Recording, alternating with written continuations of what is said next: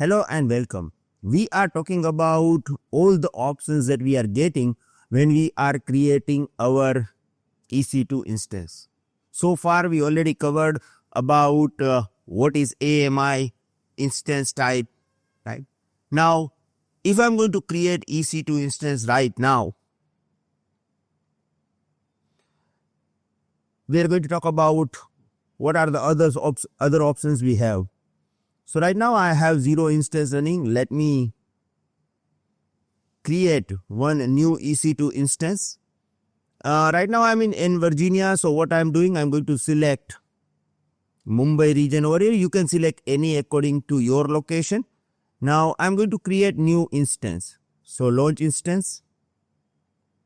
Here I can provide name. Here we can select AMI. Then we have instance type, and then if you look at over here, we have networking setting. In like about key pair, we already discussed during EC2 instance creation. So now we are going to discuss about networking setting. Now if you look at over here, we have the first option, we call it VPC, right? We have a specific milestone to understand VPC. So we are not going to discuss about VPC right now. We can say that VPC is your virtual private cloud in which you are creating your resources. Now, if you click edit over here, see here you are going to get subnet. And when you click on the subnet, here we have 3 availability zone, right? And in this video, we are going to talk about this. Now, suppose if you are not selecting anything, right? Suppose we have no preference over here. And if you are going to launch instance, AWS will launch your instance according to their requirement or according to their convenience. It can be in any AP South 1A, AP South 1B or AP South 1C. Now, why should we select this? What are the best strategy that we can use over here when we are going to select availability zone? In this video, we are actually discussing this particular strategy. Now, I'm moving to the whiteboard and let me explain you this. We already discussed about availability zone in the previous videos, right? In the AWS global infrastructure. You know that within each region, we have multiple availability zone. If you are talking about AP South 1, which is in Mumbai, in AP South 1, we are having 3 availability zone.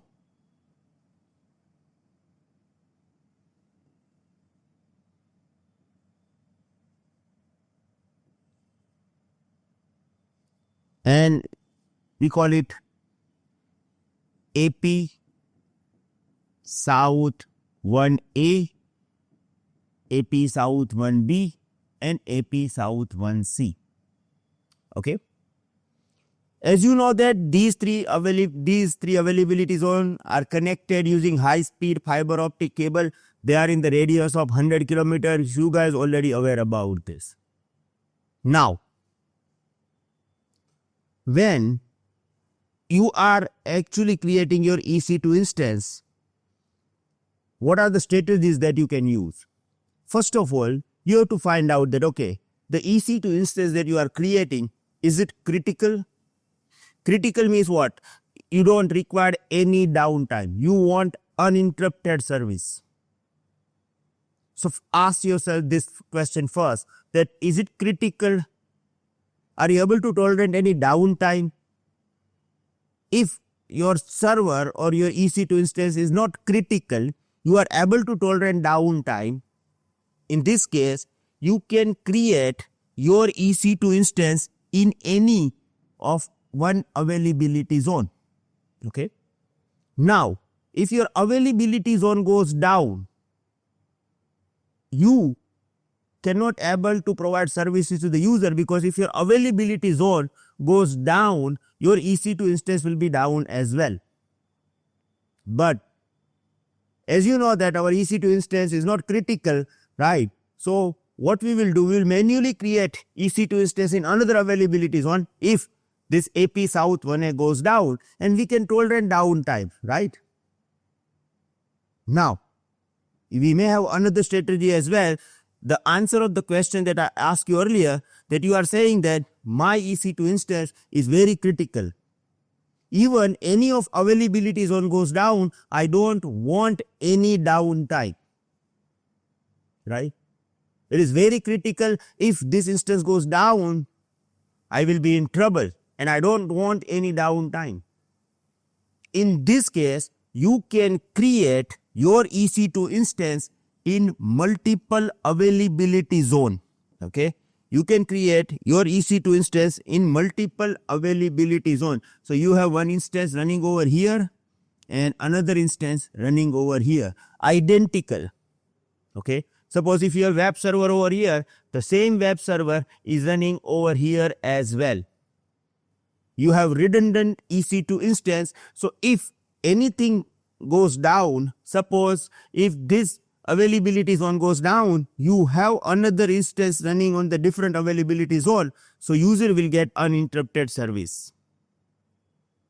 So if you have critical application running inside your EC2 instance, it is good idea to have your instance into the multiple availability zone. We call it multi-AZ. Now there are some questions you may have. Okay, the first question is like, okay, suppose if I am creating instance into the multiple availability zone, I am creating one instance in each availability zone, it means I have to pay for 2 instances? Definitely yes. Now you may have another question that, okay, I am using only one. This is for redundancy. If this A instance goes down, then I will redirect my user into the B, right? But B is running, okay? Even if you are not using this, B is running right now, so you have to pay for this. And this same strategy applicable to the on-premises data center as well. Now suppose if I am having one server on-premises, right, and if the motherboard of this server goes down, what will happen?